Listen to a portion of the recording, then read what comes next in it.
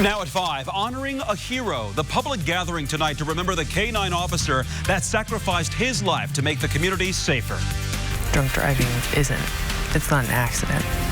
You know, that's a choice. A grieving mother sharing her story, hoping it will save lives. We'll focus on our rain chances and the timeline, as well as look at a Thanksgiving week storm system. This is RTV6 News at 5, working for you. Tonight, saying goodbye to a hero, a Fishers K-9 officer killed last week in the line of duty during a manhunt. Right now, K-9 officers and their handlers, other members of law enforcement and the community are gathering for tonight's memorial service for K-9 officer Harley. RTV6's Cornelius Hawker is live at Fishers High School where that ceremony is being held. Cornelius. Yeah, Mark, in just an hour, the memorial service for Fishers PD K-9 Harley is going to start. And already, so many people have showed up, really just in the last 2 minutes, because the doors to the public just opened. Now, along with all these people, law enforcement from across the area are here. We have some video of them lining up before they came in, many of them bringing their K-9 officers as well, and they will be taking part in the procession after it.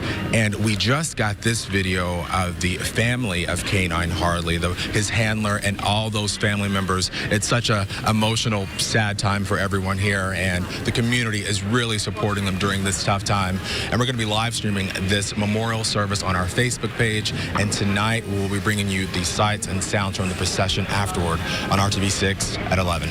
Working for you in Fishers, I'm Cornelius Hawker for RTV6. Someone is killed every 50 minutes by drunk driving. That is according to the organization Mothers Against Drunk Driving. It's a stat they say is unacceptable. Tonight, a local mother is sharing her story with our Nicole Griffin, hoping it brings awareness to this issue. It comes after her son was killed by an accused drunk driver. At just 18 years old, Isaac Oldham left a big impact on his friends and family. Isaac was loved, and he really was. He was happy with where he was at, and he just knew what he was doing. He always had goals. Isaac graduated from Franklin Central High School in May, but before that, he bought a motorcycle with his own money. His family says it was something he was extremely proud of. He was out riding on September 26th, a few minutes from home on Shelbyville Road and 5 Points Road on the southeast side around 8 p.m. According to court documents, witnesses saw Isaac stop at the stop sign. He was taking off when the driver of an SUV crashed into him, running her stop sign. Melanie remembers rushing to the scene from work. When you have kids, you think about getting phone calls like that, but you never really think it's going to happen. The other driver involved in the crash was a 39-year-old woman who was arrested for operating a vehicle while intoxicated. Court documents RTV6 obtained show she had a blood alcohol concentration of 0.175. That's more than double the legal limit. No family should have to worry about that because, I mean, you can prevent it 100%. Finding out that he was gone was tremendous in itself, but then to find out why he was gone, it wasn't an accident. Drunk driving it's not an accident. Now Isaac's family is working with Mothers Against Drunk Driving to bring awareness to the impact drinking and driving has on families. According to MADD, it's the #1 cause of traffic deaths in America. Working for you on the southeast side, Nicole Griffin, RTV6. And tomorrow night at Chick-fil-A on Southport Road, Isaac's family is holding a fundraiser. They will be passing out resources from Mothers Against Drunk Driving to educate people about drunk driving. Money raised will go to a memorial bench that will be placed at the Kroger where he was killed, where he worked. Now, 39-year-old Sarah Story is facing 2 charges connected to that deadly crash. Both are felonies that could carry a sentence of 2 to 12 years if she is convicted. Time now for your Storm Team 6 forecast, and we are dealing with some gray, dreary days over the last few. Gray. Right, we dressed for the occasion. Gray, and the sky is gray. Yeah. If you're looking for sunshine in the immediate forecast, you're not going to find it here. There are a few breaks in the western portion of the state, maybe before sunset. Temperature, 44 degrees. We made it into the upper 40s today. That's some progress, thanks to this, a south wind, but we had to battle the cloud cover through the day. Of course, we don't have much time before the sun sets, 5:26. There's the cloud cover covering central Indiana. There may be a few breaks there. Let me know if if you've got a little sun in Delphi or up toward Lake Schaefer, Lake Freeman, Monticello area in Delphi, could have that. Temperatures 44 in Indy, 47 in Lafayette. That may lend a little credence to at least some breaks in the cloud cover there since you're a little bit warmer. During the morning hours overnight, you begin to see the showers show up. There we are at 7 a.m. scattered showers. They become more widespread as we get to mid-morning. Right now on the intensity scale, I'd put it on the low end. We think generally light rain showers are anticipated. Temperatures, they'll warm into the 50s. Notice they continue to warm tomorrow night on a strong southwest wind. We've got a storm system to talk about for next week. We'll zero in on a pre-Thanksgiving storm system to talk about coming up. A major investment announced today from Indianapolis-based Eli Lilly, and it means dozens of new jobs. The pharmaceutical company plans to create about 100 highly skilled new jobs by investing $400 million in manufacturing facilities at its Lilly Technology Center campus in Indianapolis. The company will use the investment to enhance existing facilities that make insulin and other diabetes medications, as well as make initial capital investments to manufacture future medicines. Indianapolis City County councilors could be getting their first pay increase since 2002. A council committee voted to approve a proposed salary bump for all 25 councilors last night. The increase would take their salaries from $11,400 to about $25,000 in 2021. Those in favor say it will allow more people to run for council since they would be able to afford to. The two Republicans in the meeting voted against the proposal, but it is likely to pass the full council with a Democratic majority. Serving on the Indianapolis City Council requires that you be retired, self-employed, independently wealthy, an executive at your organization, or have a spouse who fits one of those profiles. This is other people's money. This is not our money. And when I ran for office 4 years ago, nobody forced me. I did the math with my wife. We figured out we can make this work. Not every Democrat is in favor of the Mayor Joe Hogsett has said he will veto the proposal. In a statement, Hogsett said he has, quote, significant concerns about the substance and timing of this proposed change. The proposal still has one more vote next month in the full council. Currently, Indianapolis City County Council members make less than neighboring cities like Greenwood, Carmel, and Fishers. Indianapolis has part-time city councilors like Kansas City, Nashville, Tennessee, and St. Louis. If the proposal passes, Indy's council members will make more than Nashville's. For more on this story and to check out the full graphic for yourself, click on this story on the IndyChannel.com or at the RTV6 app. Happening now, the Indiana Pacers are serving up an early Thanksgiving feast for hundreds of men, women, and children. The honored dinner guests are from local shelters who are getting a traditional meal served at Bankers Life Fieldhouse. And one of those helping out tonight is sports director Dave First. Hey, Dave. You can tell by the hat. Now, Doug McDermott didn't go with the hat. I don't, because his hair is much better than mine. Yeah, so I got to show off this flow a little bit, you know. The flow is always working. Exactly. 22nd annual Come to Our House Thanksgiving dinner presented, of course, by the Pacers and Pacers Cares, the Pacers Foundation. You're a part of it this year, last year as well. Yeah. Very special. Special moment, special time, I know, for everybody here. Yeah, it's super cool. You know, I've been a part of some teams since I've been in the NBA, and not a lot of teams do it like this. You know, you mentioned 22 years in a row. It's pretty special. You know, the Pacers really get involved with the community, and we like being a part of it. Victor Oladipo is a part of this as well. In fact, the entire team is here. We were talking about practice today. It was an optional practice today, but everybody still showed up. This is already a team, and you're, what, a month and a half into the season now? Yeah, we're gelling well. You know, we got a little break on our schedule, but you know, we got a lot of gym rats on our team. Guys just want to get better every day. So you know, we're not satisfied with where we're at. You know, we've played well with some injuries, but you know, I think we just got a great tight-knit unit, and we all love playing with each other. Give me a little window into the McDermott world, okay? Your dad obviously is the head coach at Creighton, so you grew up around basketball. Yep. But Thanksgiving's a pretty special time, I know, in any family. Definitely, yeah. This is probably my favorite holiday. You know, it's kind of like the start of the NBA or the season. You know, you got your legs under you, and just watch some good football on Thanksgiving Day, and just the food is incredible. And usually my my dad was home at the time. You know, a lot of those college coaches don't get a lot of time off, so to have a day as a family was always pretty special growing up too. All right, favorite Thanksgiving food? What was it?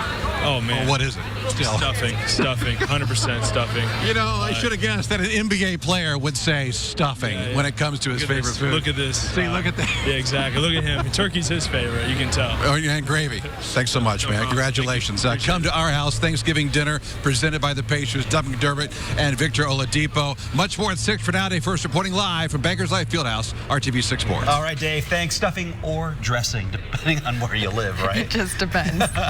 Thanks, guys. Appreciate it. Well, you've seen him win the Brickyard 400 4 times at the Indianapolis Motor Speedway, and Jimmie Johnson has at least one more shot at winning it. Today, he announced he'll be retiring from full-time racing at the end of the 2020 season. He shared the news on social media and will hold a news conference tomorrow to discuss his decision. Johnson is 44 years old and a 7-time NASCAR Series Cup champion. Saving young people before they're lost to a life of crime. We'll meet a young man who tells us how one program made all the difference for him and how it could do the same for others. That's ahead on RTV6 at 5:30.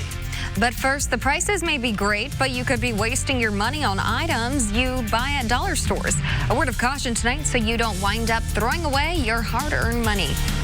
As we mentioned, temperatures tomorrow will climb into the 50s. Here's why: a strong south wind. We've also got a storm system next week to talk about. We'll do that coming up. 8. Call now. A lot of uncertainty tonight for employees of a 30-year-old Southside Indianapolis company. In a letter to Indiana Department of Workforce Development, the CEO of Motionwear notified the state it plans to shut down its manufacturing and distribution facilities in January, with most, if not all, 146 employees losing their jobs. However, when contacted by RTV6 for more information, CEO Casey Hammontree told us that since closure is a possibility, they are required to notify the state. He said the company is pursuing a number of strategic paths, including selling the business. Motionwear started in Indianapolis in 1987. The company makes dance, gymnastics, and cheerleading apparel. Hammontree said the economics of this situation are largely driven by a challenging manufacturing environment. He could not say when a decision would be made. Home Advisor, the company that bought out Indiana's Angie's List, is closing its Colorado Springs customer service center by the end of the year and laying off all 229 employees. Home Advisor says it plans to keep sales centers in Indianapolis, Chicago, New York, and Kansas. Home Advisor purchased Angie's List in the fall of 2017. The company connects homeowners with home improvement contractors. It's based in Golden, Colorado. If you ever shop dollar stores, we have an important warning for you. Dollar stores have great prices on so many items, including food. But consumer reporter John Matarese is cautioning you about some of that food so you don't waste your money. Dollar stores can be great places to buy kitchen supplies, party toys, laundry detergent, and so much more, all at deep discount prices. But one mom is now raising concerns about some of the food her daughter bought there. Shaquana Hines is very careful with food expiration dates. Like, I go through my refrigerators checking dates. So she was furious when her daughter bought and then ate a bag of trail mix with a best by date almost 6 months ago. She actually went and bought some trail mix, and when she opened them, she realized that they were stale. They tasted weird. Shaquana's receipt shows the expired trail mix came from a nearby dollar store. And this isn't the first complaint we've heard about people buying expired items at their dollar store. Back in February, I spoke with a gentleman who bought a pizza, a really old pizza, at his local dollar store. I had to do the math in my head because it's like, wait a minute, now this is 19, so this has got to be from a couple years ago. Chris Wilson's frozen pizza had a use-by date of December 2017. So we checked his dollar store and found several expired boxes of Jiffy Mix muffin mix. We did not find any other expired items at Shaquana's store this time. But Dollar General and Dollar Tree just paid a $1.2 million fine to the state of New York in August for selling expired over-the-counter drugs. And while Reader's Digest says dollar stores offer great deals, it says check expiration dates of all their food carefully. Stores are supposed to rotate out or check their shelves and get rid of those stuff, not keep it. Remember, you will find great deals at dollar stores, but check those dates on foods. You stay safe. You don't waste your money. Working for you, I'm John Matarese for RTV6. Community Health Network is giving you another opportunity tomorrow to get a free flu shot. The flu shot clinic will be held in the main lobby of Community Hospital East, 1500 North Ritter Avenue. It will run from 9 a.m. to 1 p.m. Shots are free to anyone 18 and older while supplies last. The flu has already claimed 3 lives in Indiana this season, all in people 65 or older. A great day out there as we look at the Storm Team 6 forecast. It's been gloomy, wet out there. And this is the cloudiest time of the year. Yeah. So no way around it. We just deal with it. Stop complaining, Amanda. That's why we just appreciate those bright sunny days, milder days when we get those. Look, tomorrow, another great day. Chance for rain, though, way up. And the temperature comes up temporarily on a strong south wind tomorrow. We'll hold on to a chance of showers early Friday, and then again on Saturday it will bump up just a bit. Second half of the weekend will be dry.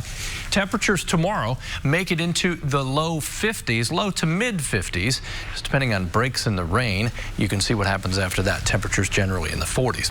Lots of cloud cover now. There have been a few breaks around, but those are few and far between. The exception to the cloudy rule. Temperature in Indianapolis at 44. Once again with the clouds, there's very little temperature range from morning low to afternoon high. Temperatures across central Indiana, you broaden the view. Sullivan 47, 45 down in Bedford. Look who's driving the shopping cart, guys. Hi, Gabby. Love this one. Hey, Gabby. Gabby is leading the way. Now, she is at a pet store, just so you know that. Susan Smithson sent in this great photograph. Appreciate it. Temperatures in the low 40s if you're going for a walk, a ride, or shopping with your dog this evening. We stay dry. During the day tomorrow, rain chances increase through the morning into the afternoon hours. These will be scattered showers, not a solid all-day rain. You'll need the umbrella, though. 50 by midday. Afternoon temperature in the mid-50s. The 1 a.m. shower chance low. Then at 7 a.m. there are scattered showers for the morning drive. They become more numerous, as you can see, by 1 o'clock in the afternoon. Generally, light rain is what we would expect. The wind will be the other story. Gusting over 30 miles per hour. We could have 40 mile per hour gust in there in the northern third of the state. Temperatures Thursday, the warmest that we'll have within the 7-day forecast, certainly just slightly above average for this time of the year. Friday, if we see any leftover showers, it'd be early in the day. Then we'll dry out. We'll struggle to find sunshine. 44 for the high. Last night for outdoor high school football, because the winners will be moving to Lucas Oil Stadium next week. Temperatures will be in the 30s with a light wind. As you look at the weekend, 42 Saturday, rain and snow potential, especially central and northern Indiana. 44 on Sunday. This Friday night, dry at 11. Then 7 a.m. on Saturday, you begin to see some showers show up. There they are at 1 o'clock in the afternoon. Northwest of Indy could have some rain-snow mix for a bit. Temperatures early next week cool off after Tuesday with some rain. Wednesday, rain, snow mix. I think falling temperatures, windy conditions as we transition from rain to potentially a little snow as a storm system pulls away. And that's the day before Thanksgiving. So a lot of people get in the car and travel around. Thanks, Kevin, for that. Well, she's the country singer getting a lot of attention these days. The new CMA award winner and now Grammy nominations. New details about Ashley McBride's return trip to Indiana. Live. Visit the Hiring Hoosiers job board. Hello to you. I'm Julie Grant with Court TV, and we are covering a brand new trial for you here on Court TV Live. It is the state of Florida versus defendant Mark Sievers. He's accused of hiring 2 hitmen to murder his wife. Dr. Teresa Sievers was only 46 years old when she was bludgeoned to death with a hammer in the couple's South Florida home. Her husband, Mark Sievers, is now on trial, and he was away with the couple's 2 daughters when Jimmie Ray Rogers and Curtis Wayne Wright went into the home and killed her. Recently, Rogers was convicted in a jury trial of second-degree murder, and Wright made an agreement with prosecutors, pleading guilty and agreeing to testify against both Rogers and Sievers in exchange for a sentence of 25 years. Today, both sides delivered their opening statements. Keep in mind, this is also a death penalty case, and a big burning question is whether prosecutors will try to make a sentencing agreement with Rogers to offer testimony as well. As always, you can count on Court TV for live gavel-to-gavel coverage. I'm Julie Grant. Now back to you in the studio. Julie, thank you. Right now, you are looking live at Indianapolis International Airport, where a crowd has gathered waiting for the arrival of Vice President Mike Pence in Air Force Two. Pence is making a brief stop here tonight to speak at the Strata Education Network's National Symposium at the Indiana Roof Ballroom downtown. His speech is set for 6:30. He will return to Washington, D.C. later tonight after what has been a full day of travel for him. He's coming here after a stop in Wisconsin. The newly crowned CMA New Artist of the Year is coming back to Indiana. It was just a week ago that Ashley McBryde won that coveted award. That win came just a few weeks after she performed at 8 Second Saloon in Indianapolis. Now she'll be back at 8 Seconds in March as the headliner on her One Night Standards tour. Tickets for the March 7th performance go on sale Friday at 10 a.m. By the way, Ashley received 2 Grammy nominations today for Best Country Song and Best Country Solo Performance for Girl Going Nowhere. Still ahead here on RTV6, newborns dying across Indiana. Call 6 Investigates uncovers a major hurdle for many expectant parents. They don't live close to places that offer the proper care for a pregnant woman. We find out what's being done to try to save lives. But first on the Now Indy, it's something a local university has not had in more than 30 years. We'll meet the new Greyhound in town coming up. You're watching RTV6.